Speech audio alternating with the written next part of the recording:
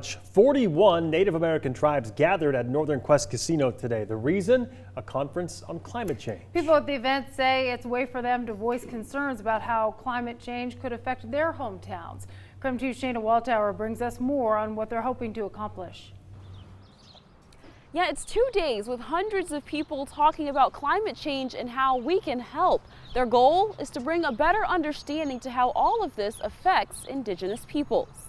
This is the Tribes and First National Climate Summit. It's been 4 years of tribes coming together from around the U.S. and Canada.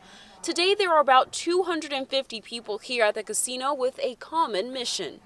Share strategies to address those impacts, develop partnerships between tribes and state. People at the conference say a large goal behind this event is to gather information and ideas to share with the larger community. I think for Washington State, whether you're on the east side or the west side, climate change doesn't have a barrier, nor does it recognize the mountains. Environmental activism is something they say Native Americans are taught from a young age, through examples from commercials like this one that you might remember.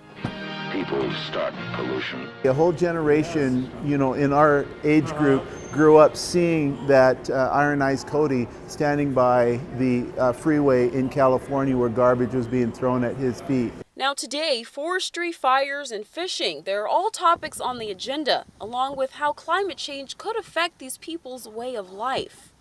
So there's 573 tribal nations that are place-based societies, which mean when we have environmental impacts to our lands, we just cannot pick up and move to another country.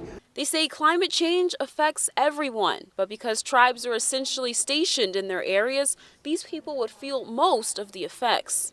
To be able to hear our stories, not a debate on who's causing it, why it's happening, but to share with them our story, to see that there are environmental impacts to Indigenous communities across this great nation. Speakers say representatives from this event will be sharing ideas from it with Congress and other climate change agencies once the conference is over.